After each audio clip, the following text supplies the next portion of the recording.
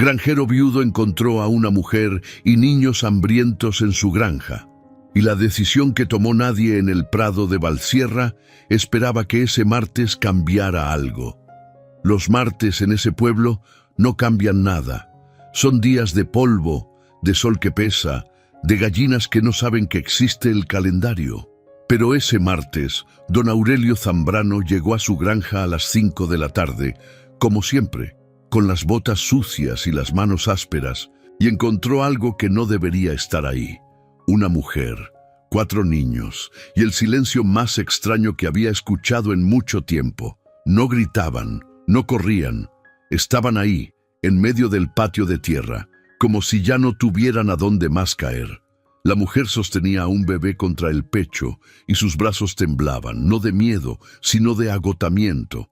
Ese tipo de cansancio que no viene de un día difícil, sino de semanas enteras sin descanso. Los otros 3 niños estaban sentados en el suelo. El mayor, que no tendría más de 8 años, miraba a Aurelio con los ojos abiertos, sin llorar, sin moverse, como si ya hubiera gastado todas sus reacciones posibles. Aurelio frenó el camión, apagó el motor, se quedó adentro un momento, mirándolos desde el vidrio empolvado. Podría haber arrancado de nuevo. Podría haber dado la vuelta y ido a buscar al alcalde, o al párroco, o a quien fuera que se encargara de estas cosas. Pero algo le pasó en ese momento que él mismo nunca supo explicar bien. Algo en la cara del niño mayor. Algo en la forma en que la mujer no pedía nada, no decía nada, solo estaba ahí, como si entendiera perfectamente que podían echarla y que eso también estaría bien porque ya no le quedaba energía ni para protestar. Bajó del camión, se acercó despacio, como quien se acerca a un animal que no sabe si va a morder. «¿Qué están haciendo aquí?», preguntó, no con crueldad, tampoco con ternura, con la voz seca de un hombre que lleva años hablando solo. La mujer lo miró. Tenía los ojos oscuros, grandes, y una herida vieja en el labio que ya había cicatrizado, pero que seguía contando su historia. Tardó unos segundos en responder, como si estuviera calculando cuánta verdad podía permitirse decir. «No íbamos a robarle nada», dijo por fin. «Solo necesitábamos sentarnos. El pequeño lleva 2 días con fiebre, y yo ya no podía más con él caminando». Aurelio miró al bebé. Efectivamente, la criatura tenía el color equivocado. Ese color grisáceo que tienen los niños cuando el cuerpo está peleando una batalla que todavía no sabe si va a ganar. «¿De dónde vienen?». «De lejos». «Eso no es una respuesta». «No, pero es lo que puedo darle ahora mismo». Hubo un silencio. El viento movió el maíz que estaba al fondo, ese ruido suave y constante que Aurelio escuchaba desde que era niño y que seguía siendo lo más parecido a una respuesta que había encontrado para muchas preguntas difíciles. Miró a los niños. El mayor seguía sin moverse. El segundo, un poco más pequeño, había apoyado la cabeza en el hombro del primero y tenía los ojos cerrados. El tercero, que no tendría más de 4 años, estaba mirando las botas de Aurelio con una curiosidad silenciosa y hambrienta. «¿Comieron hoy?», preguntó Aurelio. La mujer no respondió. Esa también era una respuesta. Aurelio se quedó parado ahí todavía unos segundos más. Luego giró hacia la casa, subió los 2 escalones del portal, abrió la puerta de madera que chirriaba desde hacía 10 años y dijo sin voltearse: «Entren, voy a calentar algo». Y eso fue todo. No hubo discurso, no hubo condiciones, no hubo una decisión grande y solemne tomada frente al atardecer. Solo eso: entren, voy a calentar algo, como si fuera la cosa más natural del mundo, aunque para él no lo era en absoluto. La mujer se llamaba Marta. Marta Echegoyen. Lo dijo mientras comía el caldo de frijoles que Aurelio puso sobre la mesa sin mucha ceremonia, como si fuera un trámite necesario antes de poder hablar de cualquier otra cosa. Los niños comieron en silencio, ese silencio específico de quien tiene tanta hambre que no puede gastar saliva en palabras.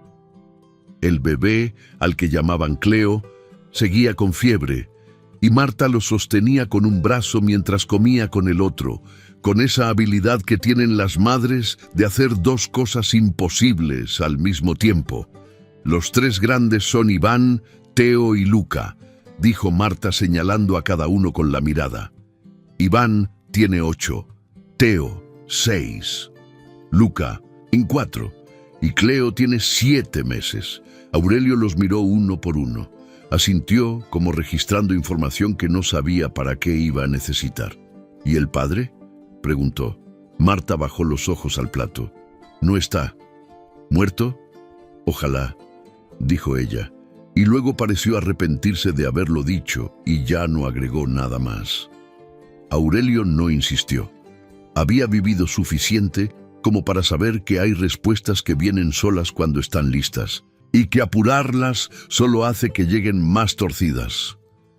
Esa noche, Aurelio les dio el cuarto que había sido de su hijo, que llevaba años vacío y con olor a encierro. Puso unas cobijas extra en el colchón. Le dijo a Marta que el baño estaba al fondo del pasillo y él se fue a su cuarto sin decir mucho más. Pero antes de cerrar la puerta, escuchó algo que hacía años no escuchaba en esa casa. El susurro de alguien arropando a un niño. Esa voz baja, casi inaudible, con que las madres les dicen a sus hijos que ya todo está bien, aunque nada esté bien todavía. Se acostó. Miró el techo y no durmió bien. Pero eso tampoco era una novedad. A la mañana siguiente, cuando Aurelio salió a las 6 a revisar el gallinero, encontró a Marta ya afuera, recogiendo los huevos con una naturalidad que lo desconcertó. Ella no le pidió permiso. No le explicó por qué lo estaba haciendo. Solo lo miró cuando él se acercó y dijo: «Ya recogí 17, los guardo adentro o los separo para vender». Aurelio tardó un momento en reaccionar. «Para vender, los pongo en esa cajita de madera que está al lado de la puerta». «Bien», dijo ella, y siguió. Así comenzó todo. Sin preguntas grandes, sin conversaciones profundas, sin promesas. Ella simplemente empezó a moverse dentro de la granja, como alguien que sabe lo que es una granja.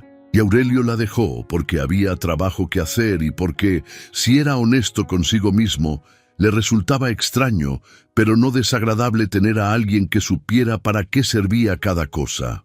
Iván, el mayor, salió a ayudar a su madre sin que nadie se lo pidiera. Tenía esa seriedad particular de los niños que han crecido demasiado rápido, que ya saben que el mundo puede fallar y que por eso prefieren anticiparse. Trabajaba callado, hacía las cosas bien y miraba a Aurelio de reojo como evaluándolo, tratando de descifrar si era de los que cumplen o de los que cambian de opinión. Teo era diferente. Teo tenía preguntas para todo. ¿Por qué las gallinas duermen con los ojos cerrados si dicen que los pollos no tienen párpados? Las gallinas sí tienen párpados, dijo Aurelio sin mirarlo. ¿Y sueñan? No sé.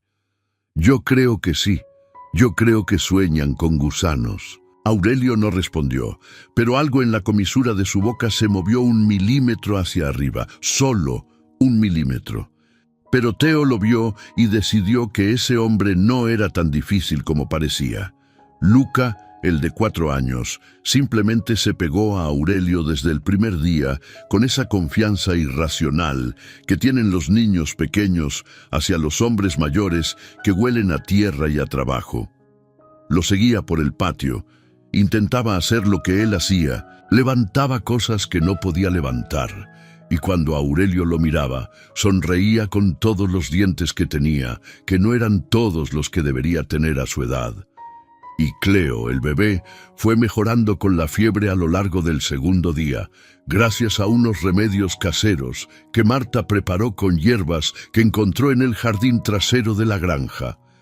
Un jardín que Aurelio había dejado crecer solo desde la muerte de Elvira, su esposa. porque ya no sabía para qué servía mantenerlo. ¿Quién plantó todo esto?, preguntó Marta mirando el jardín con algo parecido al respeto. Mi mujer, dijo Aurelio. ¿Hace cuánto murió? 4 años. Marta asintió. No dijo lo siento, que es lo que dice la gente cuando no sabe qué más decir. Solo se quedó un momento mirando las plantas como si les estuviera dando las gracias a ellas directamente, y luego siguió buscando lo que necesitaba. Eso también le pareció distinto a Aurelio. La mayoría de la gente, cuando sabía de Elvira, ponía una cara de condolencia que le resultaba agotadora.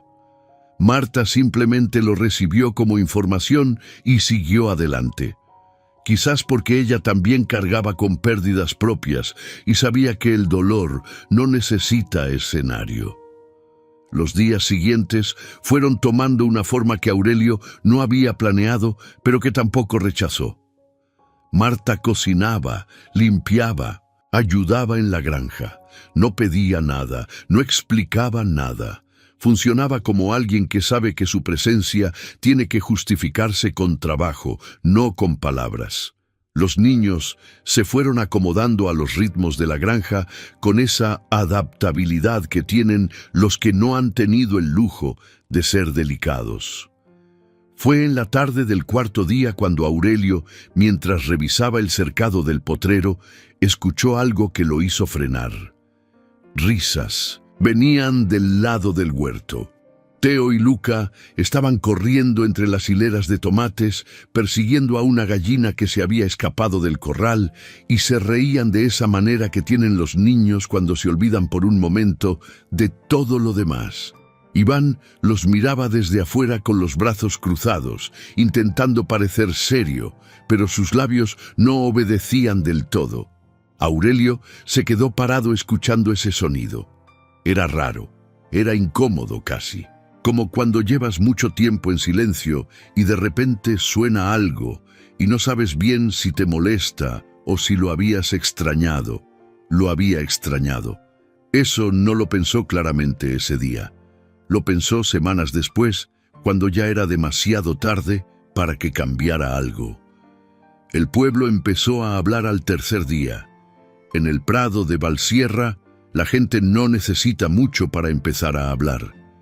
Basta con que alguien vea algo desde la carretera, o con que una mujer mencione algo en la tienda, o con que el panadero lo diga de pasada mientras entrega el pedido, y en menos de 48 horas ya hay versiones, interpretaciones y conclusiones que nadie tomó el trabajo de verificar.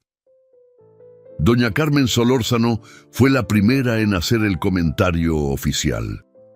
Era la esposa del dueño de la ferretería, una mujer pequeña y rápida que tenía la capacidad de estar en todas partes al mismo tiempo y la voluntad de aprovechar esa capacidad al máximo. Lo dijo en la tienda de don Eliodoro, delante de otras 4 mujeres que escucharon con la atención enfocada de quien sabe que está recibiendo material importante. Dicen que Aurelio Zambrano tiene gente viviendo en su granja. Una mujer con varios niños.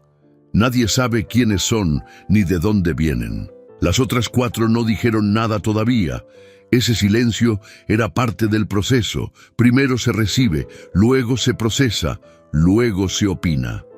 ¿Y él la conocía?, preguntó una de ellas, Rosario, la del mercado. Nadie sabe, dijo doña Carmen, con el tono de quien sabe perfectamente que el no saber es a veces más interesante que saber. Qué raro que Aurelio deje entrar a alguien así, dijo otra. Él que es tan desconfiado. Eso es lo que yo digo, confirmó doña Carmen. Y con tantos niños. ¿Quién tiene tantos niños y anda sola por el campo? No hacía falta terminar la frase. Las 4 mujeres ya la habían terminado en sus cabezas, cada una a su manera. Aurelio se enteró de los comentarios por don Eliodoro en persona, que se lo dijo directamente cuando fue a comprar arroz y aceite el viernes. Don Eliodoro era de los pocos en el pueblo que le hablaban a Aurelio sin rodeos, quizás porque también era viudo, y sabía que los hombres solos necesitan que alguien les diga las cosas de frente de vez en cuando. «Están hablando, Aurelio. Ya sabes cómo es esto». «Sé cómo es», dijo Aurelio, poniendo los billetes sobre el mostrador. «¿Y quiénes son?» «Una mujer con sus hijos. ¿Y tú qué tienes que ver con ella?» Les di dónde quedarse. Don Heliodoro lo miró un momento calibrando. «¿Por cuánto tiempo?» «No lo sé todavía». Hubo una pausa. «Cuídate, Aurelio. La gente en este pueblo tiene mucha imaginación». «La gente en este pueblo tiene mucho tiempo libre», respondió Aurelio, y tomó su bolsa y se fue. Pero cuando llegó a la granja ese viernes, antes de bajar del camión, se quedó un momento sentado, mirando la fachada de su casa. Había luz en la cocina. Desde afuera se veía el movimiento de alguien cocinando, una silueta que iba y venía frente a la ventana. Y en el patio, Iván estaba apilando leña con más método del que había tenido cuando llegó. Y el sonido de Teo preguntando algo llegaba desde algún lugar del corral, aunque las palabras no se entendían. Aurelio bajó del camión y entró a su casa. Esa noche, después de cenar, cuando los niños ya estaban dormidos y Marta lavaba los platos en silencio, Aurelio se sentó a la mesa con su taza de café y dijo, sin anestesia: «Están hablando en el pueblo». Marta no se giró, siguió lavando. «¿Qué dicen?» «De todo, que quién eres, que de dónde vienes, que qué hago yo con una mujer desconocida en mi casa». Marta secó sus manos en el trapo de cocina y se giró. Se sentó frente a él, del otro lado de la mesa, y lo miró directamente, sin esquivar nada. «¿Y a usted le importa lo que digan?» «Me importa si va a traer problemas». «Siempre va a traer problemas. La gente siempre habla cuando no entiende algo». «Eso no responde mi pregunta». Marta juntó las manos sobre la mesa. Tardó un momento, como si estuviera decidiendo hasta dónde abrir una puerta que llevaba mucho tiempo cerrada. «Vengo de Cerro Blanco», dijo por fin. «Un pueblo a unos 80 kilómetros al norte. Mi marido se llama Rodrigo Echegoyen. No está muerto, está ahí, y no quiero que me encuentre». Aurelio la escuchó sin interrumpir. «¿Te hizo daño?» Marta no respondió de inmediato. Luego dijo: «A mí y a los niños». «¿Eso es todo lo que me vas a decir?» «Por ahora sí». Aurelio miró su café. Luego la miró a ella. Ella lo sostuvo la mirada sin pestañear, y él vio en esa mirada algo que reconoció. No era provocación, no era manipulación. Era simplemente la mirada de alguien que ha aprendido a no dar más información de la necesaria porque darla en el pasado le había costado caro. «Está bien», dijo Aurelio, y eso fue todo por esa noche. Pero mientras se preparaba para dormir, Aurelio estuvo pensando, no en lo que Marta le había dicho, sino en lo que no le había dicho, en lo que quedaba entre las palabras. Sabía, con esa intuición lenta y segura que dan los años, que la historia era más grande de lo que ella había mostrado, y que tarde o temprano iba a aparecer completa, lo quisiera él o no. Las semanas que siguieron tuvieron una textura diferente a todo lo que Aurelio recordaba de los últimos 4 años. No mejor necesariamente, diferente, más ruidosa, más complicada, pero también, si era honesto, más viva. Marta resultó ser una mujer que sabía de la tierra, con un conocimiento que no era de libro, sino de manos. Sabía cuándo había que regar y cuándo no. Sabía qué parcela necesitaba descanso. Sabía distinguir una planta enferma de una que simplemente estaba en un período de ajuste. Le preguntó a Aurelio si podía usar la parte trasera del huerto para sembrar algunas cosas, y él le dijo que sí, y en 2 semanas esa parte trasera, que llevaba años seca e inútil, empezó a mostrar señales de vida, Iván se convirtió en el asistente silencioso de Aurelio. Lo seguía a todas partes, observaba todo, hacía las cosas cuando se las explicaban una sola vez. Aurelio empezó a hablarle como hablaría a un adulto pequeño, dándole instrucciones directas, sin condescendencia, y el niño respondía a eso con una seriedad y una eficiencia que Aurelio encontraba, a su manera extraña, satisfactoria. Teo siguió con sus preguntas sobre las gallinas, sobre el maíz, sobre por qué el cielo cambia de color cuando llueve, sobre si los perros sueñan con personas o con otros perros. Aurelio respondía lo que sabía y decía no sé cuándo no sabía, y Teo lo aceptaba perfectamente porque era de los niños que valoran la honestidad más que las respuestas completas. Luca simplemente era Luca. Se instaló en la vida de la granja como si siempre hubiera estado ahí, con esa presencia redonda y suave que tienen los niños de 4 años que todavía no saben que el mundo puede complicarse. Un día, Luca encontró una caja vieja en el depósito, una caja de madera con cosas de Elvira que Aurelio había guardado sin saber por qué. Quizás porque tirarlas le parecía un gesto definitivo que no estaba listo para hacer. Dentro había fotos, algunos bordados, un rosario y un sombrero de paja que Elvira usaba cuando trabajaba en el jardín. Luca sacó el sombrero y se lo puso. Le quedaba hasta la nariz. Aurelio lo vio desde la puerta del depósito y se quedó paralizado un segundo. Luca levantó el ala del sombrero para poder ver y dijo completamente serio, ¿este es mío? Aurelio tardó un momento en responder. Era de mi mujer. ¿Se lo puedo prestar?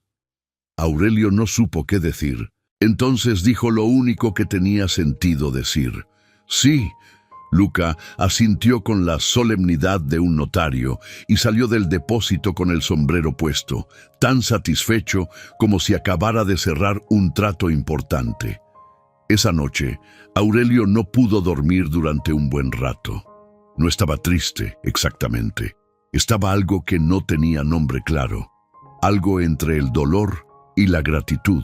Esa mezcla extraña que a veces aparece cuando algo que creías definitivamente cerrado resulta que todavía tiene una ventana abierta. El primer problema real llegó 3 semanas después de que Marta y los niños se instalaran.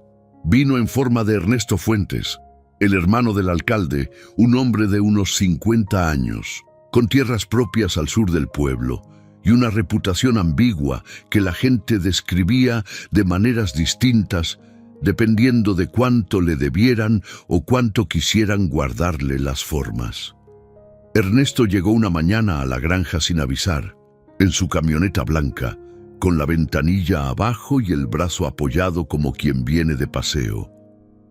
Tocó el claxon 2 veces en lugar de bajarse a tocar la puerta, que ya era una forma de decir algo sobre cómo entendía las distancias entre las personas. Aurelio salió. «Ernesto», dijo, sin calidez particular, pero sin hostilidad declarada tampoco. «Aurelio, hombre», dijo Ernesto, bajando del vehículo con esa lentitud de quien está convencido de que el mundo puede esperar. «¿Cómo está la granja?» «Bien». «Me alegra. Me alegra». Miró alrededor con esa curiosidad fingida que en realidad es búsqueda de información. «Oí que tienes visita». «Tengo gente trabajando». «¿Trabajando?» Ernesto repitió la palabra con una entonación que la convertía en pregunta y en duda al mismo tiempo. «Qué interesante. ¿Y quién es la mujer?» «Una empleada». «¿Con 4 hijos?» «Los hijos no me molestan». Ernesto sonrió. Era una sonrisa de las que no llegan a los ojos. «Mira, Aurelio, yo no vengo a meterme en lo tuyo. Tú sabes que yo te tengo respeto. Pero en el pueblo están hablando, y cuando el pueblo habla, a veces eso se convierte en algo que incomoda a todos. ¿Ya me entiendes?» «No te entiendo», dijo Aurelio. «Habla claro. Ernesto parpadeó. No estaba acostumbrado a que le pidieran que hablara claro. La gente generalmente prefería el lenguaje oblicuo, que le ahorraba a todos la incomodidad de llamar las cosas por su nombre. La gente dice que no saben quién es esa mujer, que de dónde vino, que con quién andaba antes, que si tiene papeles en regla, que si sus hijos están registrados. Esas cosas, Aurelio, cosas que en un pueblo pequeño importan. En un pueblo pequeño importan las cosechas y el agua, dijo Aurelio. Lo demás es chisme, chisme que puede convertirse en problema, dijo Ernesto sin perder la sonrisa. Y yo no quisiera que tuvieras problemas. Lo aprecio, dijo Aurelio. Ya puedes irte. Ernesto se quedó parado un momento, calibrando si ese era el final de la conversación o si valía la pena intentar otra entrada. Decidió que por ahora no. Subió a su camioneta, saludó con la mano por la ventana como si hubiera sido una visita amistosa y se fue por el camino de tierra levantando polvo. Aurelio se quedó mirando el polvo hasta que se asentó. Luego se giró y vio a Marta parada en el portal de la casa, mirando también hacia el camino. «¿Quién es?», preguntó ella. «Ernesto Fuentes, hermano del alcalde. Vino a avisarte que me vaya. Vino a ver qué podía descubrir sin tener que preguntar directamente». Marta asintió lentamente. «¿Y va a volver?». «Sí», dijo Aurelio. «Va a volver». Esa tarde, mientras trabajaban juntos en la parcela de los frijoles, Aurelio le dijo sin preámbulos: «Si hay algo que necesito saber para protegerlos, necesito saberlo». Marta siguió trabajando un momento, moviendo la tierra con el azadón con golpes regulares y seguros.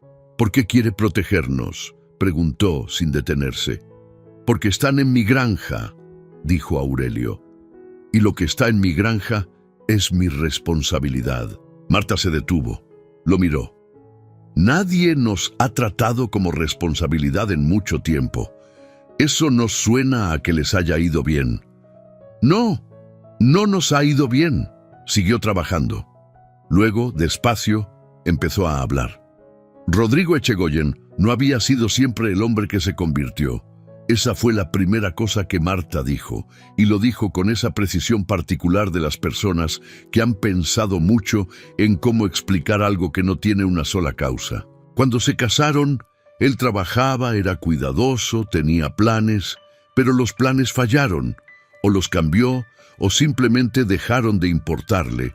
Y en el proceso de esa transformación, se fue convirtiendo en alguien que encontraba en el control de los demás lo que no podía encontrar en sí mismo. Al principio era pequeño, decisiones que debían tomarse juntos y que él tomaba solo, lugares a los que ella no podía ir, personas con las que no podía hablar. Después fueron los niños, después fueron las manos. Duró 4 años, dijo Marta. 4 años diciéndome que era culpa mía, que yo lo provocaba, que si me comportara bien, nada de eso pasaría. Y yo durante un tiempo le creí, porque cuando alguien te dice algo todos los días durante suficiente tiempo, terminas creyéndolo, aunque al principio supieras que era mentira. Aurelio escuchó sin interrumpir. La tarde avanzaba y el sol empezaba a caer sobre los sembrados con esa luz naranja y larga del final del día que hace que todo parezca más serio y más permanente. «¿Qué pasó para que te fueras?», le pegó a Iván, dijo Marta. Lo dijo sin rodeos, sin emoción especial en la voz, pero esa falta de emoción era más difícil de escuchar que si hubiera llorado.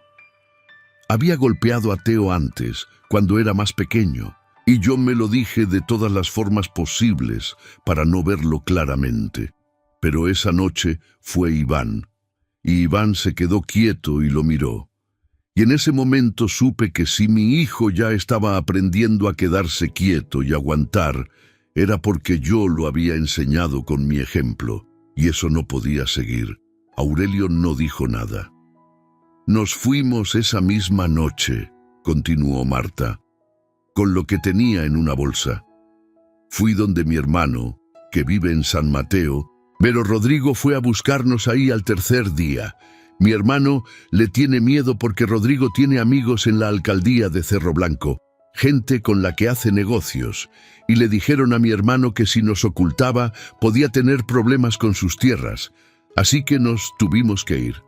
Y después fue un tiempo de eso, buscando dónde quedarnos, encontrando algo, y a los días teniendo que movernos porque él averiguaba o porque la gente tenía miedo o porque simplemente no había cómo seguir ahí. Llevamos 3 meses así. Aurelio miró el horizonte. ¿Sabe que estás aquí? Todavía no creo, pero lo va a saber. Siempre lo sabe. ¿Tiene influencia fuera de Cerro Blanco? Tiene dinero, y el dinero viaja. Siguieron trabajando en silencio un rato. Luego Aurelio dijo, «Me voy a hablar con un abogado que conozco en la ciudad para ver qué opciones hay». Marta lo miró. «No tiene que hacer eso». «Ya lo sé». «¿Por qué lo hace entonces?» Aurelio pensó en la respuesta un momento. Luego dijo, «Porque si empiezo algo, lo termino». No era la respuesta más completa del mundo.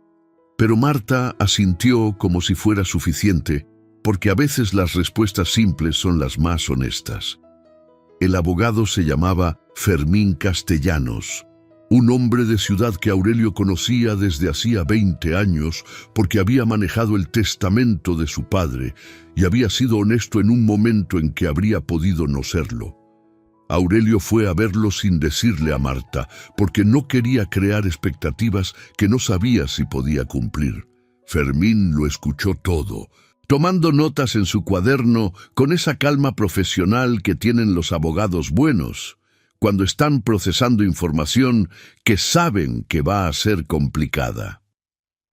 «El problema», dijo Fermín cuando Aurelio terminó, «es que sin documentación formal de los episodios de violencia, sin denuncias previas, la posición legal de ella es débil. Él podría reclamar custodia de los niños si quisiera, y un juez sin suficientes elementos podría escucharlo. ¿Qué necesita ella? Documentación, testimonios. Si puede demostrar un patrón de comportamiento con pruebas, cambia el panorama. ¿Hay alguien en Cerro Blanco que pueda testificar? No lo sé. Eso es lo que hay que averiguar. Y mientras tanto, si ella está dispuesta, debería hacer una denuncia formal aquí, en la jurisdicción donde está viviendo ahora. Eso crea un registro». Aurelio escuchó todo. Cuando salió del despacho de Fermín, se quedó un momento parado en la acera, mirando el tráfico de la ciudad, sin verlo realmente. El sol pegaba en el asfalto y hacía un calor seco e impersonal muy diferente al calor del campo. Pensó en Marta, pensó en Iván quedándose quieto y aguantando. Arrancó el camión y se fue de vuelta a la granja. Marta escuchó todo lo que Fermín había dicho con una atención concentrada, sin interrumpir, sin mostrar en la cara lo que estaba pasando adentro. Cuando Aurelio terminó, hubo un silencio. «La denuncia formal me da miedo», dijo por fin. «¿Por qué?» «Porque es oficial, porque queda registrado. Y Rodrigo tiene maneras de enterarse de las cosas oficiales antes de que lleguen a donde tienen que llegar». «Entiendo el miedo», dijo Aurelio. «Pero sin registro no hay protección legal». «Lo sé». Otro silencio. «Déjeme pensarlo», dijo Marta. «Bien, ¿por qué fue a hablar con ese abogado sin decirme?»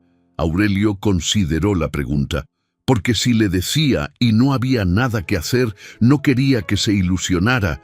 Prefería ir primero y ver. Marta lo miró. Había algo en su mirada que Aurelio no supo clasificar bien, pero que no era desconfianza.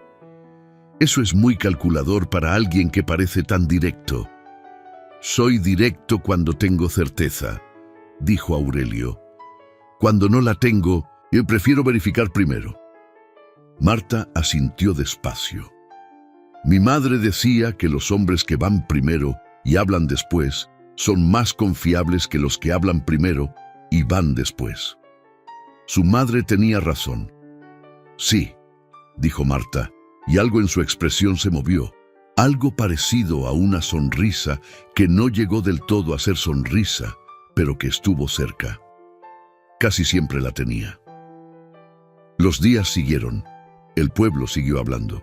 Ernesto Fuentes pasó 2 veces más por el camino frente a la granja en su camioneta blanca, sin detenerse, solo pasando, que era una forma de decir que seguía prestando atención sin comprometerse todavía a nada concreto.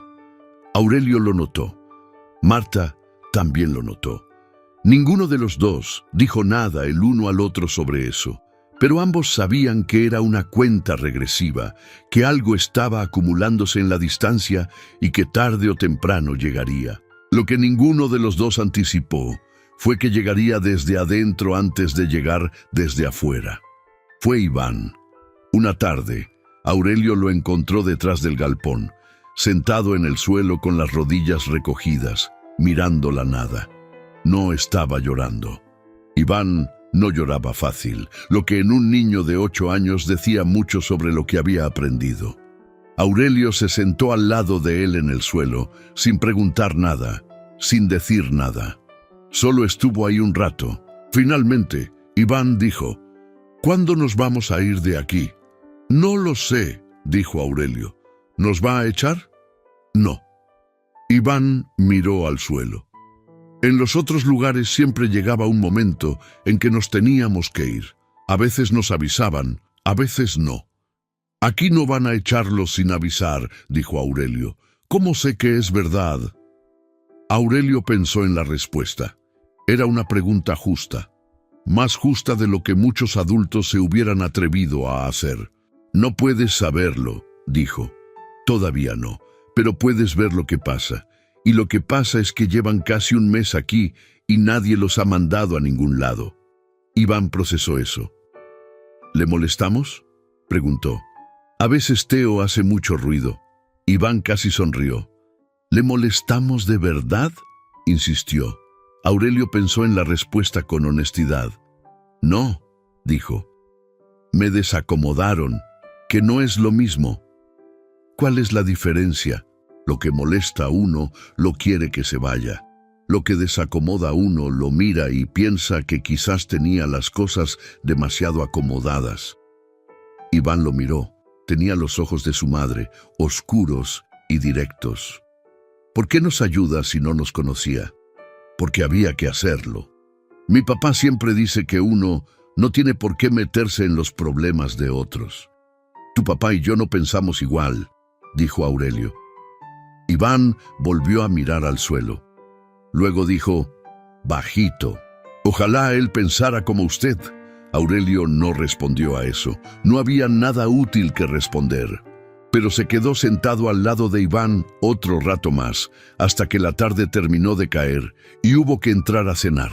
La crisis llegó un martes, que en el Prado de Valsierra era un día perfectamente capaz de cambiar cosas, como ya había demostrado. Llegó en forma de una llamada.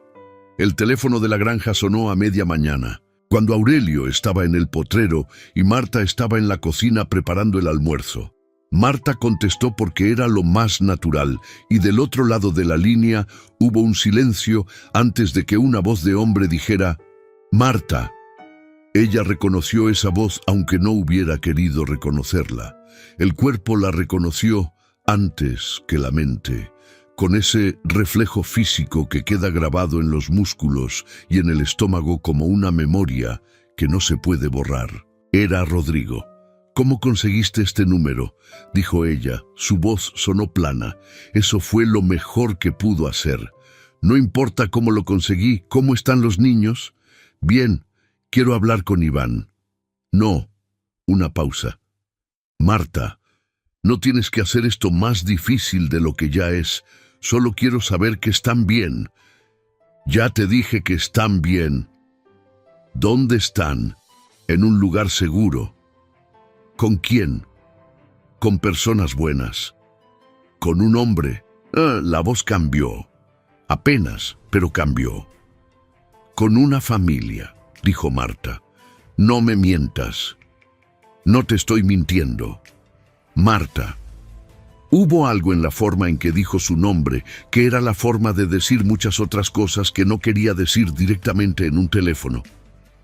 Sabes que siempre te encuentro, sabes cómo termina esto. ¿Por qué no simplemente... Rodrigo, lo interrumpió ella. No vuelvas a llamar a este número. Y cortó. Se quedó parada junto al teléfono con la mano todavía en el auricular. El corazón le golpeaba fuerte, pero su cara no mostraba nada, porque había aprendido a separar lo que sentía de lo que mostraba con la misma precisión con que se separa la semilla del fruto. Respiró. Fue al potrero a buscar a Aurelio. Le contó la llamada con exactitud, sin dramatismo, dando los datos como si estuviera haciendo un informe. Número desconocido. Voz de Rodrigo. Preguntó por los niños, preguntó por la ubicación, preguntó si había un nombre. ¿Cómo consiguió el número?, preguntó Aurelio. No lo sé, tiene maneras. ¿Alguien del pueblo pudo haberlo dado? Es posible. Si alguien de aquí habló con alguien de Cerro Blanco, no sería la primera vez que eso pasa. Aurelio pensó. Voy a hablar con Fermín hoy y voy a cambiar el número del teléfono. ¿Puede hacer eso? Puedo intentarlo. Aurelio. Marta lo dijo con un tono diferente, más quieto. Si esto se está acercando, ustedes no tienen por qué. Ya tuvimos esta conversación, dijo Aurelio. No es suficiente haberla tenido una vez. Ahora es real. También es real que están en mi granja y que nadie los va a sacar de ahí mientras no estén listos para irse. Marta lo miró. Había algo en su expresión que Aurelio no había visto antes. Algo que era más complicado que gratitud, pero que empezaba en el mismo lugar. ¿Por qué?, preguntó de nuevo. Aurelio suspiró. Porque Elvira lo habría hecho, dijo. Y porque yo debería haberlo hecho en muchas otras situaciones en que no lo hice. Así que ahora lo hago. Fue una respuesta que no esperaba dar. Sonó más honesta de lo que había planeado, y eso lo incomodó un poco, pero ya estaba dicha. Marta no respondió. Asintió, muy lento, y luego se giró y volvió hacia la casa. Fermín escuchó la actualización con seriedad y le dijo a Aurelio que la llamada era precisamente el tipo de contacto no deseado que podía documentarse para fortalecer la posición de Marta. Le dijo que si Marta estaba dispuesta a hacer la denuncia ahora, tenían más material con qué trabajar. Esa noche, Aurelio le transmitió eso a Marta. Y por primera vez desde que había llegado, Marta no dijo que necesitaba pensarlo. «Bien», dijo, «lo hago». «¿Estás segura?» «No, pero lo hago igual». Fueron a la ciudad 2 días después, los dos solos, mientras los niños se quedaban con doña Petra, la vecina de la granja que había resultado ser una mujer discreta y solidaria que no hacía preguntas innecesarias. Fue Fermín quien guió el proceso, quien estuvo presente en la declaración, quien se aseguró de que todo quedara registrado de la manera correcta. Marta habló durante más de 2 horas. Habló con esa misma voz plana y exacta que Aurelio había empezado a reconocer como su forma de manejar lo que más le dolía. No lloraba cuando lo contaba, pero la oficial que tomaba la declaración sí lo hizo en 2 momentos, y tuvo que detenerse para aclararse la garganta. Cuando salieron, Marta se paró en la acera y respiró el aire de la ciudad, que no era buen aire, pero que en ese momento parecía otro. «¿Cómo te sientes?», preguntó Aurelio. «Como si hubiera vaciado algo muy pesado», dijo ella. «Pero el espacio que dejó también duele. Eso es normal. ¿Usted ha sentido eso?»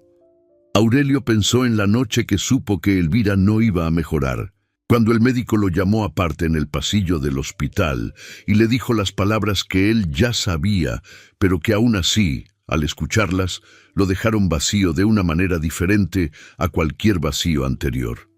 Sí, dijo. Lo he sentido. Marta lo miró. ¿Elvira sufrió mucho? Al final no.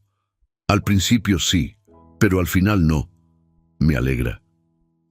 Volvieron en silencio la mayor parte del camino. No era un silencio incómodo. Era el silencio de dos personas que han compartido algo difícil y que no necesitan llenarlo de palabras porque ya está lleno de otra cosa. A mitad del camino, Aurelio detuvo el camión frente a un puesto de comida al borde de la carretera y compró 2 tamales y 2 aguas sin preguntar. Le dio los de Marta sin decir nada, ella los tomó. Gracias, dijo. No hay de qué. Siguieron manejando. La situación con el pueblo tuvo un punto de quiebre inesperado y vino de donde menos lo esperaban. Don Eliodoro, que había sido hasta entonces un observador neutral y discreto, decidió tomar partido de la única manera que sabía hacerlo, con hechos. Llamó a Aurelio un jueves por la mañana y le dijo que quería llevarle unas cosas a la granja, que había hecho un pedido especial que quería que revisara. Aurelio sabía que Eliodoro no hacía pedidos especiales sin razón, así que le dijo que pasara. Eliodoro llegó con una caja de provisiones más completa de lo necesario y con algo más. La señora Rodríguez, la maestra del pueblo, una mujer de 60 años que había enseñado a prácticamente todos los que ahora tenían entre 20 y 50, y que tenía una autoridad moral en el Prado de Valsierra que no necesitaba ningún cargo oficial para hacerse sentir. Tomaron café en la cocina. Los niños estaban afuera. Marta sirvió y luego se sentó también, porque Aurelio le hizo una señal discreta para que no se fuera. La señora Rodríguez miró a Marta directamente. «He escuchado lo que anda diciendo la gente», dijo, sin preámbulos. «Y también he visto cómo están esos niños. No están los niños de alguien que es lo que la gente dice que es». Marta la miró sin decir nada. «Iván necesita ir a la escuela», continuó la maestra. «Los 3 grandes, Teo y Luca, también deberían estar en clases. ¿Tienen documentos?» «Los documentos de los niños sí los tengo», dijo Marta. «Los guardé desde el principio porque sabía que los iba a necesitar». «Bien, la semana que viene pueden empezar. Yo me encargo de los trámites». «¿No va a tener problemas?», preguntó Marta.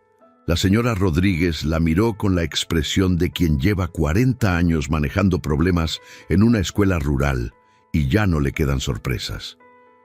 «Señora, he inscrito a niños que llegaron sin zapatos, sin nombre registrado, con documentos a medias y a hijos de personas que el pueblo entero consideraba problemáticas. Lo que me importa es que los niños tengan dónde aprender. ¿Me entiende?» «Sí», dijo Marta, y esta vez algo en su voz sí se quebró, aunque solo por un segundo, y se recuperó rápido. Eliodoro tomó un sorbo de café y miró a Aurelio con esa expresión cómplice de los viejos amigos que no necesitan decir mucho para entenderse. «El pueblo va a seguir hablando un tiempo», dijo Eliodoro. «Pero hay gente que ya está pensando diferente. La gente decente siempre termina pensando diferente cuando ve los hechos». «Ernesto Fuentes no es gente decente», dijo Aurelio. «Ernesto Fuentes tiene intereses», dijo Eliodoro. «Que no es lo mismo que ser mala persona, aunque a veces produce el mismo resultado». «¿Qué intereses tiene con esto?». Eliodoro miró su café. «Alguien de Cerro Blanco lo contactó, no sé quién exactamente, pero sé que hubo una conversación. El silencio en la cocina fue diferente a los silencios anteriores. Fue el silencio de algo que se confirma y que hubiera sido mejor que siguiera siendo solo sospecha». Marta cerró los ojos un segundo. «¿Cuándo?», preguntó Aurelio. «Hace unos 10 días, antes de su primera visita a tu granja». Aurelio asintió despacio. Juntó las piezas. La visita de Ernesto, la llamada de Rodrigo, el polvo levantado por la camioneta blanca pasando frente a la granja sin detenerse. ¿Qué quiere Ernesto?, preguntó. Eso es lo que no sé, dijo Heliodoro. Pero los hombres como Ernesto no se meten en algo si no hay algo que ganar. Después de que se fueron Heliodoro y la señora Rodríguez, Aurelio y Marta se quedaron en la cocina solos. Los niños seguían afuera. Cleo dormía en el cuarto. Entonces no solo es Rodrigo, dijo Marta. No. ¿Qué quiere Ernesto de usted?, Aurelio pensó. Tengo tierras que lindan con las de él al norte. Llevamos años con una disputa sobre el uso del canal de riego. Es un tema que el alcalde siempre ha manejado a favor de su hermano. Si yo tengo un problema, si la gente del pueblo me da la espalda, soy más débil en esa disputa. O sea que usarme a mí para presionarlo a usted. Así parece. Marta lo miró. Eso complica todo. Sí. ¿Se arrepiente de habernos dejado quedarse? La pregunta era directa. Aurelio la consideró con honestidad. No, dijo. Pero no voy a mentirte. Es más complicado de lo que pensé que sería. La vida honesta casi siempre es más complicada de lo que parece al principio, dijo Marta. Tu madre también decía eso. No, eso lo aprendí yo sola. Los niños empezaron la escuela el lunes siguiente. La señora Rodríguez cumplió lo que prometió, sin complicaciones y sin ceremonia. Iván entró al aula con esa seriedad de quien sabe que cada nueva oportunidad puede ser la última, dispuesto a aprovecharla con toda la concentración que tenía. Teo entró haciendo preguntas desde el primer minuto. Luca se aferró a la mano de Marta en la puerta y tardó 3 minutos exactos en soltarla, y luego entró y no miró atrás, porque tenía la misma capacidad de adaptación que los gatos y los niños que han aprendido que hay que moverse hacia adelante. Marta los vio entrar desde la verja de la escuela. No fue una escena dramática. Fue silenciosa y pequeña, como son los momentos que más importan. Aurelio la esperó en el camión a media cuadra. Cuando ella volvió y subió, no dijo nada. Él tampoco. Arrancaron de vuelta hacia la granja. A mitad del camino, Marta dijo, Cleo también necesitará ir pronto. Tiene 7 meses, ya sé, pero va a crecer. Sí, dijo Aurelio, va a crecer. Y eso fue todo, pero fue suficiente porque había algo en esas palabras, en el futuro simple que implicaban, que era diferente a como habían estado hablando hasta entonces. No era un mañana incierto ni una posibilidad remota. Era solo un hecho. Cleo va a crecer, y cuando crezca, también va a ir a la escuela. Aquí. La semana siguiente fue Ernesto Fuentes otra vez. Esta vez sí se bajó de la camioneta. Llegó un miércoles por la tarde, cuando Aurelio estaba solo en la granja porque Marta había llevado a los niños a recogerlos de la escuela. Ernesto llegó sin la sonrisa de la vez anterior. Llegó con otra cosa, con algo más parecido a la franqueza que puede ser más peligrosa que el rodeo. «Voy a ir al grano, Aurelio», dijo. «Te lo agradezco. Ese hombre de Cerro Blanco, el marido de la mujer que tienes aquí, tiene contactos, gente que puede hacer que las cosas se pongan difíciles para ti. El canal de riego, los permisos de la granja, el camino de acceso que pasa por tierras que oficialmente todavía están en disputa. Hay muchas formas de complicarle la vida a alguien en este país sin romper ninguna ley». «Ya sé», dijo Aurelio. «Y entonces sabes lo que te estoy diciendo. Me estás diciendo que me conviene que ellos se vayan. Te estoy diciendo que hay gente que quiere que se vayan y que esa gente tiene herramientas». Aurelio lo miró. «¿Y tú qué tienes que ver con eso?». Ernesto no respondió de inmediato. «Soy el mensajero, un mensajero voluntario, un mensajero con sus propios intereses, como todo el mundo». «¿Qué quieres tú, Ernesto?». «No él, tú». Ernesto sí bajó la guardia un momento, solo un momento. Fue suficiente para que Aurelio viera que detrás del mensajero había un hombre calculando si podía obtener algo de esto de todas formas. «Quiero la disputa del canal resuelta», dijo finalmente, «de manera permanente, a favor mío». Eso llevaría a mis tierras al norte a depender del agua que tú controles. Sí, eso es mucho, Ernesto. Ya sé, pero es lo que hay. Aurelio no respondió de inmediato. Miró el horizonte, ese horizonte plano y amplio de la granja que conocía como conoce uno las cosas, que lleva décadas mirando. Voy a pensarlo, dijo. Ernesto asintió. No lo pienses demasiado tiempo, dijo, y se fue. Aurelio se quedó parado ahí, solo, en el patio de su granja, mientras el sol se movía y las sombras cambiaban de ángulo, y los gallos del corral hacían sus comentarios irrelevantes sobre la tarde. Cuando llegó Marta con los niños, vio en la cara de Aurelio que algo había pasado. No preguntó delante de los niños, esperó a que estuvieran dormidos, y luego se sentó a la mesa y lo miró, y él le contó todo, sin omitir nada. Marta escuchó. «No puedes cederle el canal», dijo cuando él terminó. «Lo sé. Eso significaría que toda su mitad norte dependería de él». «Lo sé. Entonces no voy a cedérselo.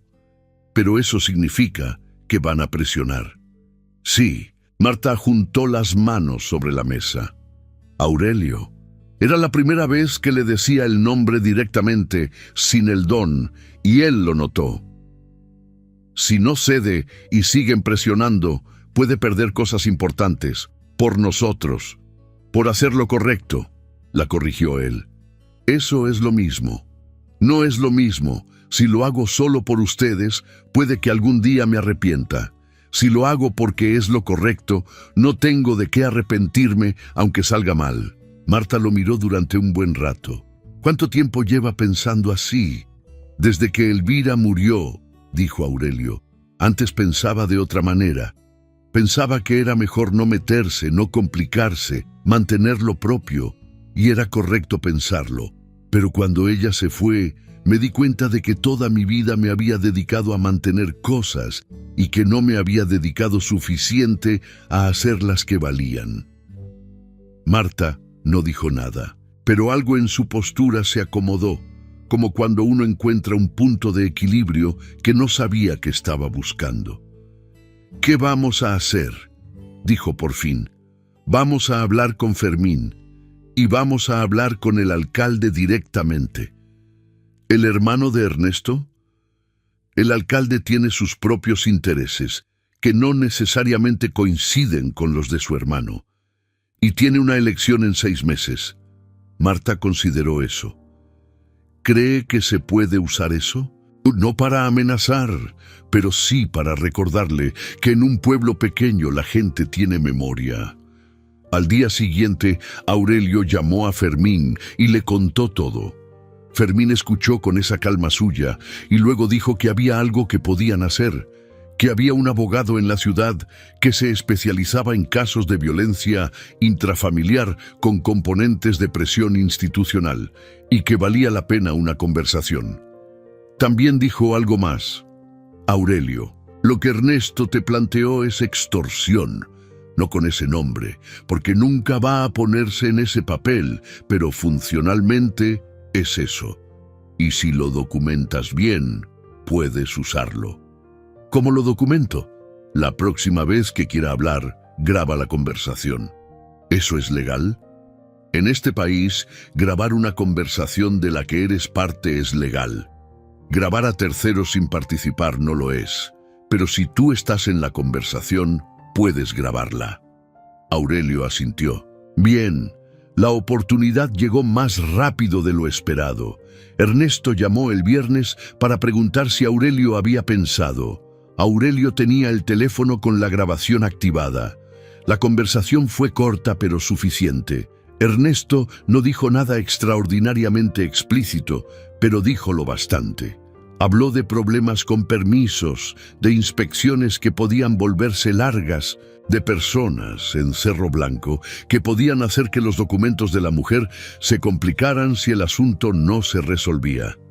Y Aurelio, con más calma de la que sentía, dejó que hablara. Cuando colgó, Se quedó mirando el teléfono un momento. Luego llamó a Fermín. La reunión con el alcalde fue una semana después. Fermín estuvo presente. Aurelio también. El alcalde, un hombre de unos 60 años llamado don Severino, que había sido electo 3 veces y que tenía esa habilidad de los políticos rurales experimentados de escuchar sin comprometerse, los recibió en su despacho con una cortesía neutral. Fermín expuso el caso con precisión. La situación de Marta y los niños, la denuncia formal ya presentada, la grabación de Ernesto, los nexos con Rodrigo Echegoyen de Cerro Blanco. Don Severino escuchó todo sin interrumpir. Cuando Fermín terminó, el alcalde miró la mesa un momento y luego miró a Aurelio. ¿Por qué me traes esto a mí y no al Ministerio Público directamente? Porque es tu pueblo, dijo Aurelio, y porque en 6 meses hay elecciones, y porque la gente en este pueblo tiene memoria. Don Severino tamborileó los dedos sobre la mesa. Mi hermano actúa por su cuenta, dijo finalmente. Eso es lo que te toca a ti decidir si es suficiente respuesta, dijo Fermín. Otro silencio. ¿Qué quieren de mí concretamente? Queremos que la disputa del canal se resuelva formalmente y de manera correcta, dijo Aurelio, sin presiones, con los criterios técnicos que siempre debieron aplicarse, y que nadie del municipio interfiera en el proceso legal de protección de esa familia, agregó Fermín. Don Severino los miró. Tenía la expresión de alguien que está calculando costos y beneficios de manera muy rápida y muy seria. Déjenme pensar, dijo. Bien, dijo Fermín, pero la grabación ya está en manos de un colega en la ciudad por si acaso. Don Severino asintió. Eso era información relevante que cambiaba el cálculo. Salieron de la alcaldía al mediodía. El sol de la sierra caía sobre las calles empedradas del pueblo, con una intensidad horizontal que hacía que todo pareciera más real y más expuesto de lo habitual. ¿Crees que va a moverse?, preguntó Fermín. No lo sé, pero sé que ahora tiene razones para hacerlo. Eso tendrá que ser suficiente por ahora. Cuando Aurelio llegó a la granja esa tarde, Marta estaba en el huerto trasero, el que había empezado a sembrar hacía semanas. Ya había brotes visibles en la tierra, verde pequeño y firme, empujando hacia arriba con esa terquedad silenciosa de las cosas vivas. ¿Cómo estuvo?, preguntó ella sin voltearse, porque escuchó el camión y reconoció el sonido del motor. Bien, creo, dijo Aurelio, parándose al borde del huerto. ¿Cómo de bien? Lo suficiente para esperar. Marta se levantó y se limpió las manos en el delantal. Lo miró. ¿Y Ernesto?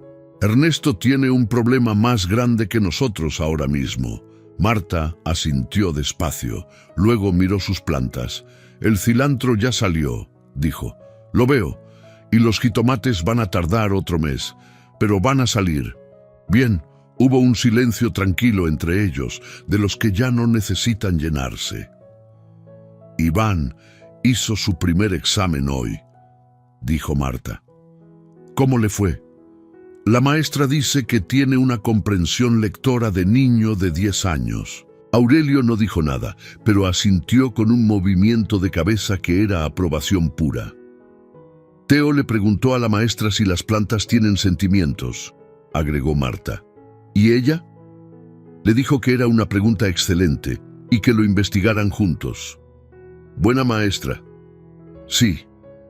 Esa noche, después de cenar, mientras los niños hacían tarea en la mesa y Cleo dormía, Marta le dijo a Aurelio algo que llevaba tiempo pensando.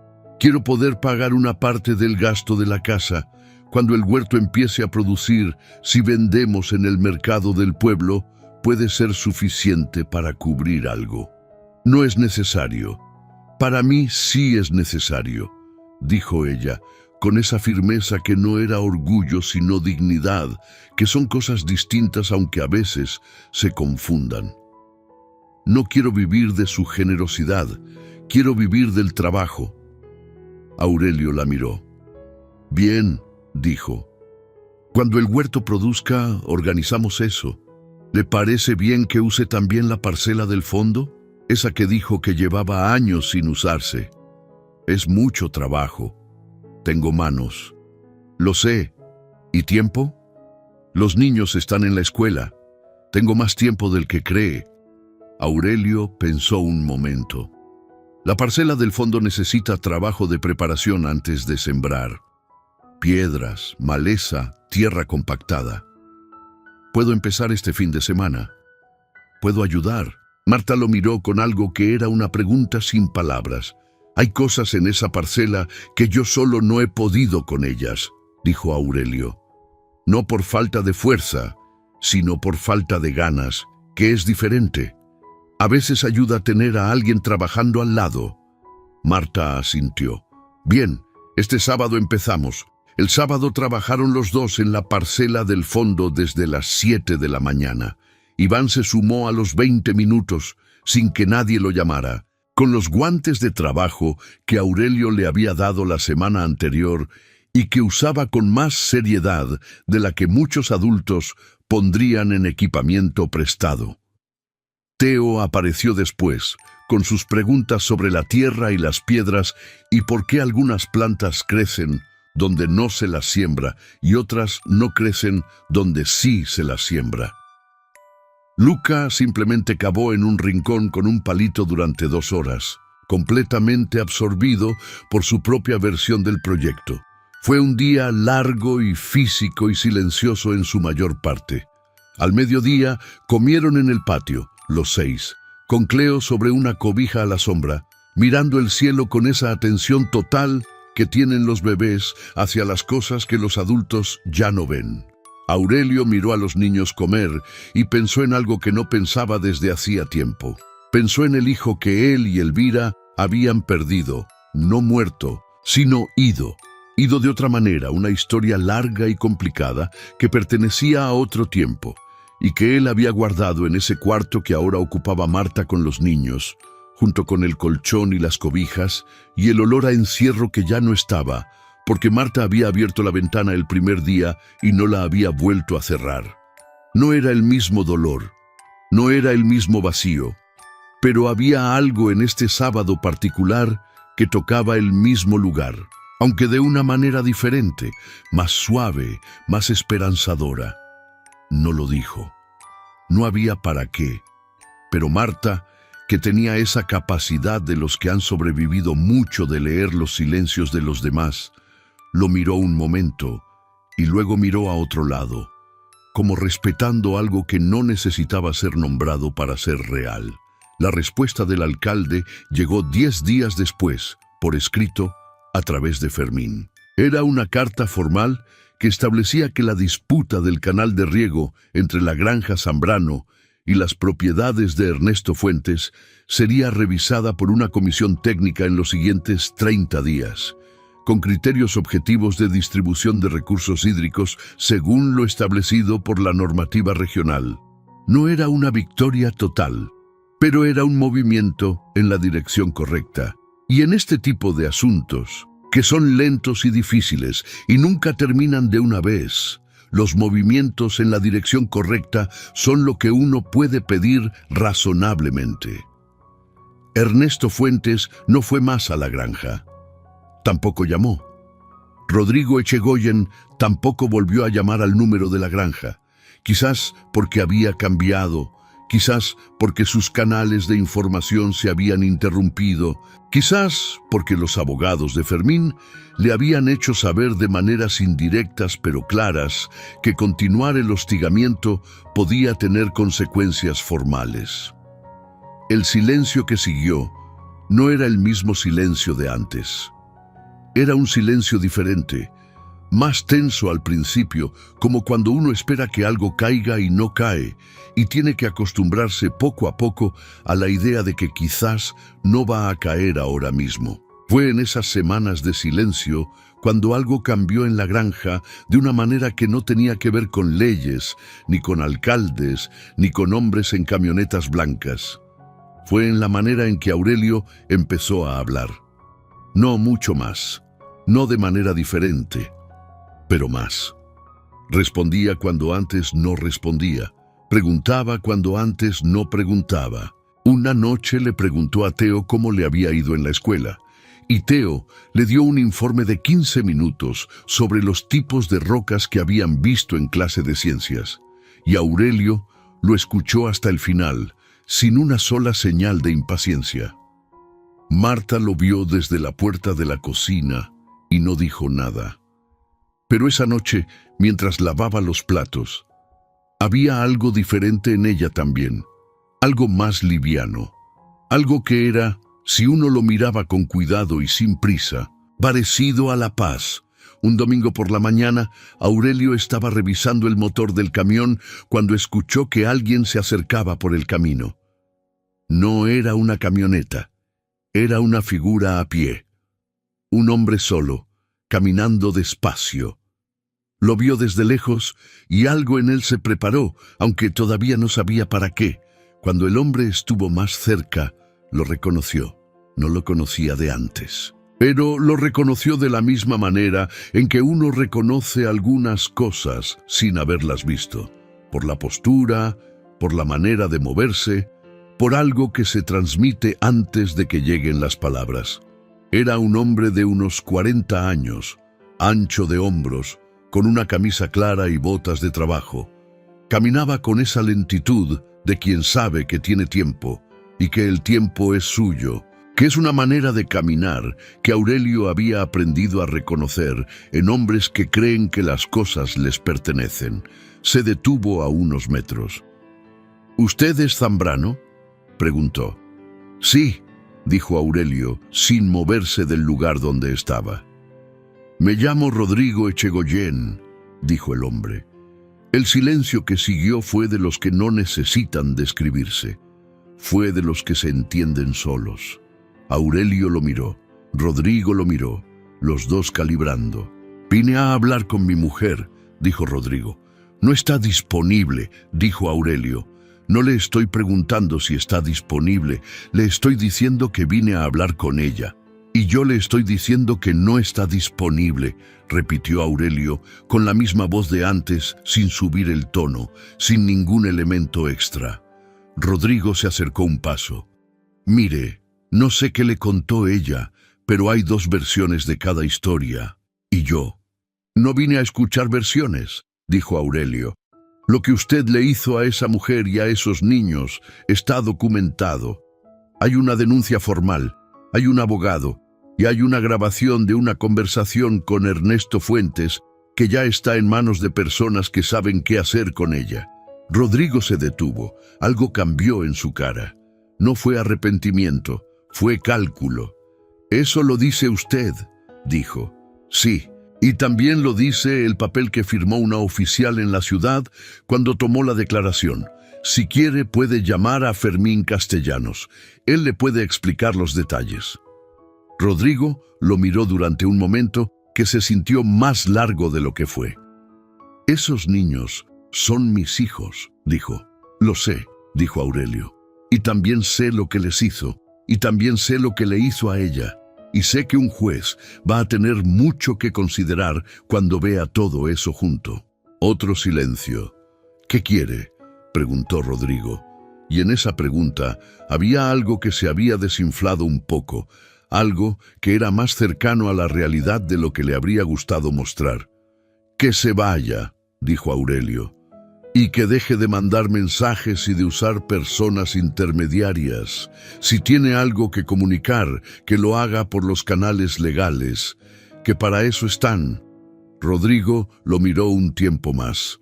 Luego miró hacia la casa. «Ella está adentro», dijo, más para sí mismo que para Aurelio. «Sí, y no va a salir». Rodrigo asintió. Fue un asentimiento pequeño, casi imperceptible, el de alguien que está procesando que el terreno que creía suyo ha cambiado de propietario sin que nadie le avisara. «Esto no terminó», dijo. «No», dijo Aurelio, «pero tampoco termina como usted cree». Rodrigo se quedó parado otro momento. Luego se giró y empezó a caminar de vuelta por el camino. Aurelio lo vio alejarse hasta que la figura se hizo pequeña y luego desapareció en la curva del camino de tierra. Entró a la casa. Marta estaba parada en el pasillo, justo detrás de la puerta. Lo había visto todo por la ventana. Tenía los brazos cruzados sobre el pecho y sostenía a Cleo, que dormía ajena a todo con esa serenidad absoluta de los que todavía no saben que el mundo tiene problemas. Aurelio la miró. «Se fue», dijo. Marta asintió. Tenía los ojos brillantes, pero no lloró. «¿Le dijo algo?», preguntó ella. «Dijo que no había terminado». «No ha terminado». «No, pero está en otro lugar ahora. Ya no es solo él presionando. Ahora hay registros, hay abogados, hay documentos. Eso cambia las cosas». Marta apretó a Cleo un poco más fuerte y la niña hizo un ruido pequeño y volvió a acomodarse. «¿Cómo estuvo usted ahí?», preguntó Marta. «Bien». Tuvo miedo. No era una pregunta. «Sí», dijo Aurelio. «¿Y aún así se quedó ahí?». «El miedo no me quita las piernas». Marta lo miró, y esta vez sí algo se movió en ella de una manera que era diferente a todo lo anterior. No era gratitud solamente, era algo más complicado y más grande, algo que tiene que ver con reconocer en otra persona una clase de integridad que uno pensaba que ya no existía. No dijo nada. Aurelio tampoco. Pero el pasillo de la casa, que durante 4 años había sido un lugar de paso entre habitaciones vacías, ese día fue un lugar donde 2 personas estuvieron paradas juntas en silencio, y eso fue suficiente. Los meses que siguieron fueron lentos y llenos de trabajo, que es la mejor combinación posible para que las cosas se asienten. La Comisión Técnica del Canal de Riego emitió su resolución, un sistema de distribución compartida basado en el caudal disponible y el tamaño de las parcelas. No era lo que Aurelio habría querido idealmente, pero era justo, que no siempre es lo mismo, pero que esta vez se acercaba suficiente. Ernesto Fuentes firmó el acuerdo sin mucho comentario. Aurelio también. Se dieron la mano en la oficina del ayuntamiento con la frialdad de 2 hombres que saben que van a seguir siendo vecinos, aunque prefirieran no serlo. Y eso también es una forma de resolver las cosas. El proceso legal de Marta avanzó despacio, como avanzan estas cosas, pero avanzó. Fermín y el abogado especialista trabajaron juntos, y Rodrigo, enfrentado a documentación que hacía muy difícil sostener una posición de víctima de una mujer que simplemente se había ido, aceptó finalmente un acuerdo de custodia que dejaba a los niños con Marta, con régimen de visitas supervisadas que él podría ejercer si lo quería, en condiciones que no dependían de su voluntad, sino de un juez. No firmó de buen grado, pero firmó. La mañana en que Fermín llamó para dar la noticia, Aurelio estaba en el campo y Marta estaba en la cocina. Ella contestó el teléfono, escuchó, dijo gracias con voz tranquila y colgó. Luego se sentó en la silla de la cocina y no dijo nada durante un momento que duró bastante. Cuando Aurelio entró a la hora del almuerzo, la vio sentada y supo que algo había pasado. «¿Qué fue?», preguntó. «¿Firmó?», dijo Marta. Aurelio puso la bolsa de la compra sobre la mesa. Se sentó frente a ella. «¿Cómo estás?», Marta pensó en la respuesta. «Estoy rara», dijo. «Esperé tanto tiempo esto que no sé bien qué hacer ahora que está». «Eso es normal», dijo Aurelio. «¿Sí?». Cuando Elvira murió después de meses de saber que iba a morir, cuando finalmente pasó, me quedé igual, como si el cuerpo hubiera estado tensionado tanto tiempo que no supiera cómo estar sin tensión. Marta asintió. «¿Y qué hizo?». «Fui a trabajar», dijo Aurelio. Marta casi sonrió. «¿Siempre resuelve todo con trabajo?». «No lo resuelvo, solo lo dejo reposar mientras trabajo. No es lo mismo». «No, tiene razón, no es lo mismo». Esa tarde, Marta fue al huerto trasero, el que había empezado desde cero con esas primeras manos en la tierra seca, y trabajó durante 2 horas. Iván fue con ella sin que nadie lo llamara. Trabajaron juntos, los dos en silencio, con ese silencio que en ellos ya no era de defensa, sino de compañía. Teo fue a buscarlos al rato y preguntó si los jitomates ya estaban listos para comer. Y Marta le dijo que faltaba otra semana, y Teo dijo que eso era mucho tiempo. Y Marta le dijo que las cosas buenas siempre tardan más de lo que uno quisiera. Luca apareció con el sombrero de paja de Elvira, que había adoptado como propio con tanta determinación que nadie lo cuestionó más, y se sentó entre las plantas a hablarle a las que estaban más pequeñas. Nadie le preguntó qué les decía, era su asunto. Y Cleo, que para entonces ya tenía casi 10 meses y había empezado a intentar pararse sosteniéndose de las cosas, estaba en su cobija a la sombra de un árbol, mirando el mundo desde ese ángulo bajo y nuevo de quien está aprendiendo cuánto hay que ver. Aurelio los vio desde la orilla del huerto. Vio a Marta agachada entre los surcos con esa postura de quien conoce la tierra desde las rodillas. Vio a Iván trabajar con la seriedad de un hombre en miniatura. Vio a Teo gesticular hacia los jitomates con impaciencia.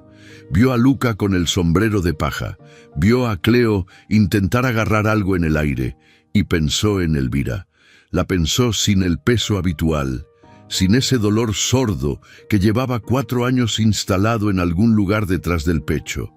La pensó de otra manera, con gratitud, con memoria limpia, con el tipo de amor que ya no duele porque se ha convertido en otra cosa, en raíz, en algo que sostiene en lugar de hundir.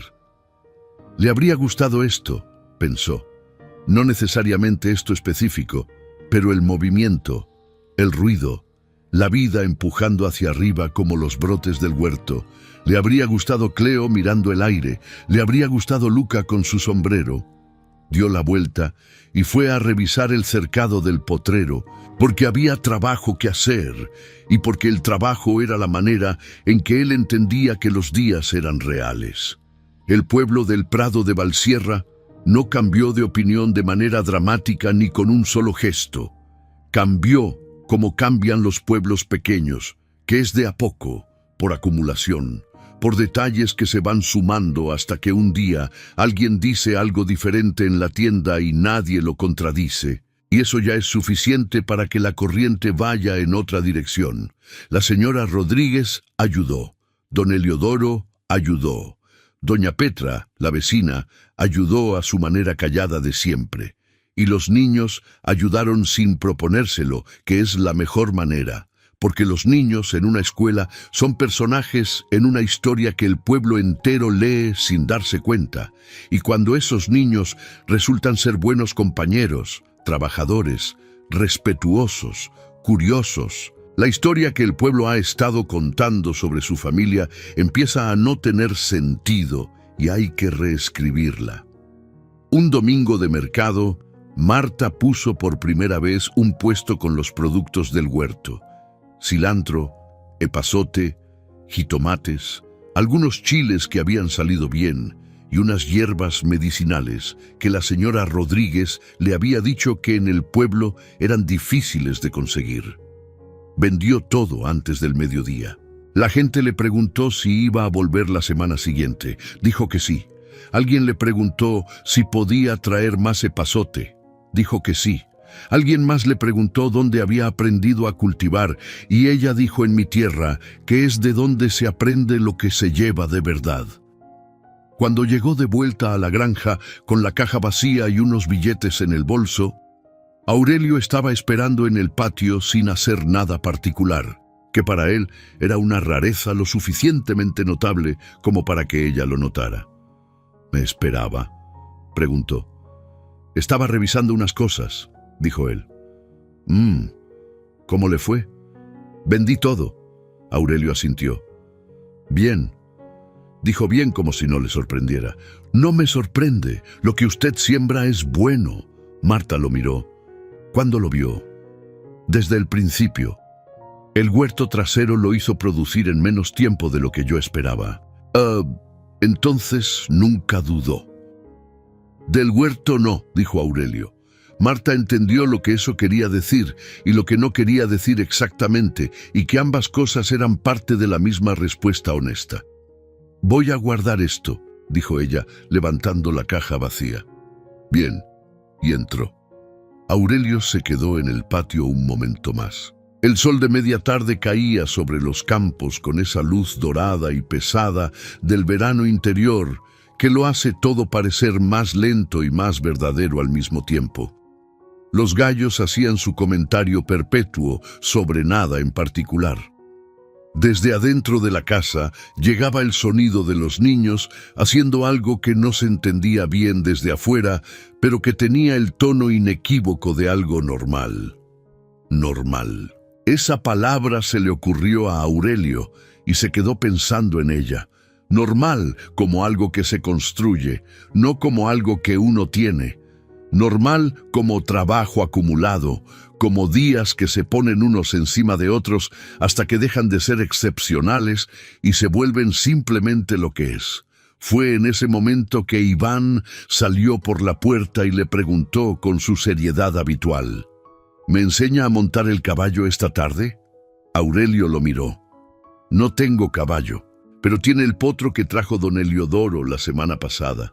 Ese no está listo para montar todavía. ¿Cuándo va a estar listo? Meses. Iván procesó eso. ¿Me enseña cuando esté listo?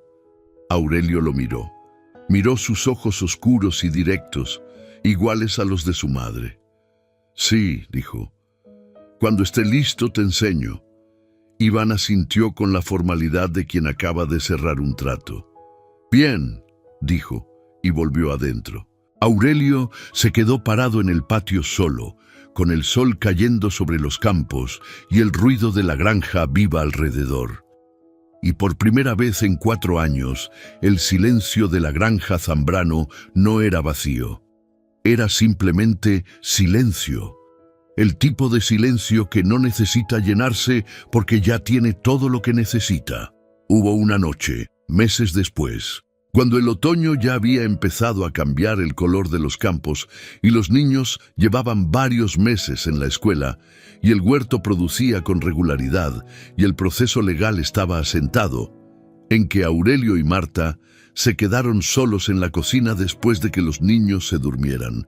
No era la primera vez que pasaba, ya habían tenido varias noches así, con el café sobre la mesa y la oscuridad afuera y la conversación yendo y viniendo entre cosas prácticas y cosas no tan prácticas. Pero esa noche fue diferente de una manera que ninguno de los dos nombró directamente. Marta había estado callada toda la tarde. No el silencio defensivo de los primeros días, otro tipo de silencio más interior, como cuando uno está pensando algo que todavía no sabe si va a decir. Finalmente lo dijo. Cuando llegué aquí esa tarde no esperaba que nos dejara quedarnos, dijo. Esperaba que nos echara y buscaba solo un lugar donde Cleo pudiera descansar un momento. Aurelio escuchó. Pero nos dejó. Y yo no entendí por qué al principio. Y luego empecé a entender que no era por lástima, era por algo diferente. ¿Qué fue? Usted me lo dijo una vez. Dijo que lo hacía porque era lo correcto. Y también dijo que Elvira lo habría hecho. Sí, pienso en ella, dijo Marta. Mucho en realidad, en una mujer que plantó ese jardín, que guardó esas cosas en esa caja, que dejó una granja tan llena de sus manos que 4 años después de irse todavía se la siente. Aurelio no respondió de inmediato. Era así, dijo finalmente. No era una mujer que pasara por los lugares sin dejar nada. Luca la lleva en la cabeza todos los días, dijo Marta con algo parecido a una sonrisa. El sombrero. El sombrero. Marta miró la mesa. Me alegra que Luca lo use, me alegra que alguien lo use. Hubo un silencio. Aurelio, dijo Marta. Él la miró. No sé qué va a pasar, dijo ella. No sé cómo sigue esto. No sé muchas cosas, pero sí sé que el tiempo que llevamos aquí es el tiempo más. Buscó la palabra, más completo que hemos tenido en mucho tiempo. Los niños están bien. Cleo está bien. Yo estoy bien. Y eso no pasa solo. Alguien lo hizo posible. Aurelio miró su taza. Los niños lo hicieron posible también, dijo. Esta granja estaba muy quieta. No me cambie el tema. No lo cambio. Es la misma cosa. Marta lo miró. ¿Sabe lo que quiero decir? Sí, dijo Aurelio. Y lo recibo. No fue una declaración. No fue una promesa. Fue simplemente dos personas sentadas a una mesa con café frío, reconociendo que algo había crecido entre ellas de la misma manera que crecen las cosas buenas. Despacio, sin que nadie lo plante exactamente, por la combinación de tierra adecuada y tiempo suficiente, y la decisión repetida cada día de no arrancarlo. El invierno llegó con frío seco y cielos blancos, y los niños estrenar sus primeros sacos de lana del mercado. Luca se negó a ponerse el suyo sobre el sombrero de paja, y hubo una negociación larga que terminó en un acuerdo. Sombrero en el interior, saco afuera, y nadie hace comentarios sobre el resultado. Iván cumplió 9 años en diciembre. Marta hizo un pastel con lo que había, que no era mucho, pero fue suficiente. La señora Rodríguez vino con un libro. Don Eliodoro trajo algo de la tienda envuelto en papel de periódico. Doña Petra llevó unos dulces regionales que los niños recibieron con la seriedad de una ceremonia oficial. Aurelio le regaló a Iván unas botas de trabajo del número que ya calzaba, porque Iván tenía los pies de su madre, grandes y firmes, y las que tenía ya no le servían. Iván las miró un momento, luego miró a Aurelio. «Gracias», dijo. «Cuando el potro esté listo las vas a necesitar», dijo Aurelio. Iván las abrazó con los 2 brazos, como si fueran algo mucho más importante que cuero y suela, porque lo eran.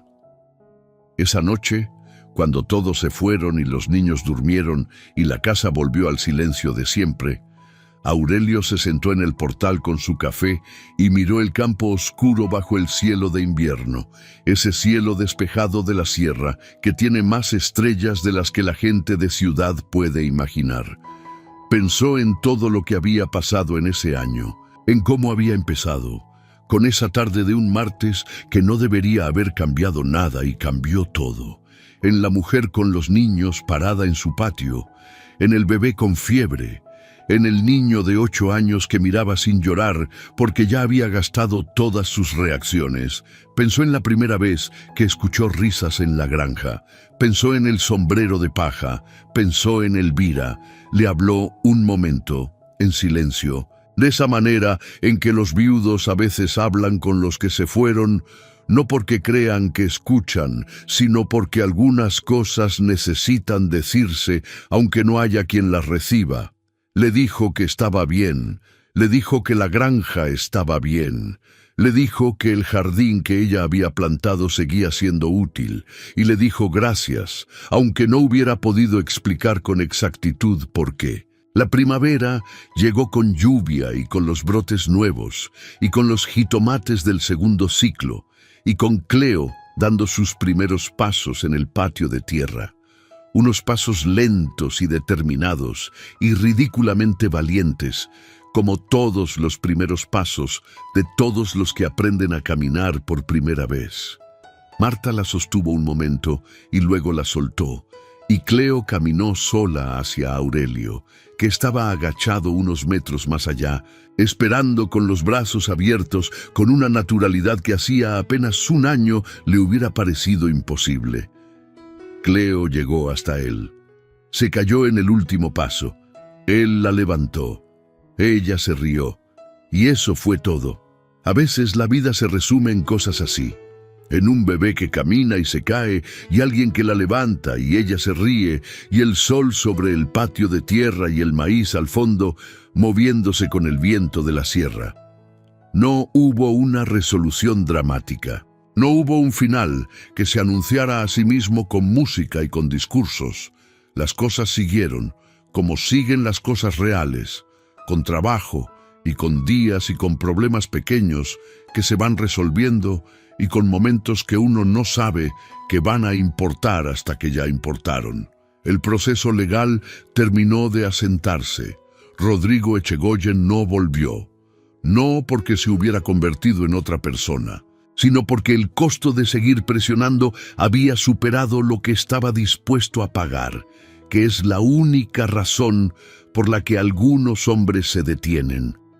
El canal de riego funcionó con el nuevo acuerdo, que fue mejor para los dos, aunque ninguno lo dijera. Ernesto Fuentes saludaba a Aurelio cuando se lo encontraba en el pueblo con la frialdad correcta de dos hombres que han peleado y llegado a un empate que ninguno celebra, pero que ambos respetan. Iván aprendió a montar cuando el potro estuvo listo, a principios del verano siguiente. Fue torpe al principio, y luego fue menos torpe, y luego fue algo que no era exactamente bueno todavía, pero que tenía la misma seriedad aplicada con que hacía todas las cosas, y eso era suficiente para saber que con el tiempo sería bueno. Teo siguió haciendo preguntas. La señora Rodríguez dijo que era el niño más inquieto que había tenido en 30 años de enseñar, y lo dijo de una manera que era un elogio, aunque sonara como una queja. Luca llegó a los 5 años siendo completamente dueño del sombrero de paja, de una gallina en particular que había decidido que era suya y que la gallina también parecía haber aceptado, y de un rincón del huerto donde cultivaba su propia cosa sin que nadie supiera exactamente qué era. Y Cleo creció. Porque los niños crecen, es lo que hacen. Marta y Aurelio no pusieron nombre a lo que eran, porque no siempre las cosas necesitan nombre para ser reales. Lo que había entre ellos era algo construido con tiempo, y con trabajo, y con honestidad, y con esa clase particular de respeto que viene de haber visto a alguien en sus momentos difíciles y haber decidido quedarse de todas formas.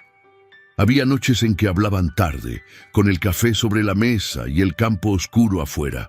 Había mañanas en que trabajaban lado a lado sin necesitar decir nada. Había momentos pequeños y ordinarios en que uno le pasaba al otro algo que necesitaba, sin que mediara petición, porque ya conocían suficientemente bien los ritmos del otro para saber cuándo algo hacía falta. Era, si uno lo miraba con honestidad, una vida, no perfecta, no sin complicaciones, pero una vida real, construida sobre tierra firme, con raíces que se habían ido haciendo mientras nadie estaba mirando. Un martes de otoño, casi exactamente 2 años después del primero, Aurelio llegó a su granja a las 5 de la tarde, las botas sucias, las manos ásperas, como siempre. Había luz en la cocina, había ruido de niños desde el patio, había olor a comida desde adentro, y había algo que 4 años antes no había.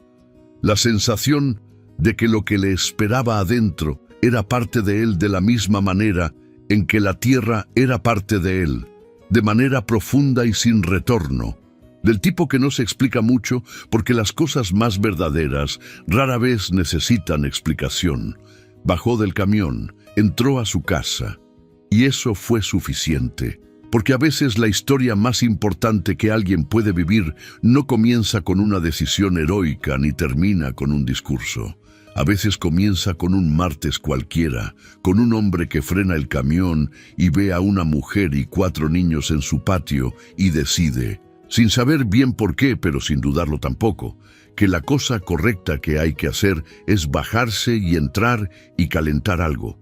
Porque a veces eso, una decisión simple y sin adornos, es suficiente para cambiar no solo una vida, sino el destino de todos. Y en el prado de Valsierra, donde el silencio solo se rompe con el viento entre los cultivos y los martes no suelen cambiar nada, ese fue el martes que cambió todo. Si llegaste hasta aquí, si esta historia te acompañó, Si en algún momento sentiste algo de lo que sintieron estos personajes, entonces ya sabes lo que significa este canal para quienes lo hacemos. Cada historia que contamos la hacemos con todo el cuidado que merece quien la va a escuchar. Si quieres que sigamos creando historias como esta, suscríbete al canal ahora mismo, activa la campanita de notificaciones para que no se te escape ningún video nuevo, y si esta historia te movió algo adentro, dale like y déjanos en los comentarios de dónde estás viendo esto hoy.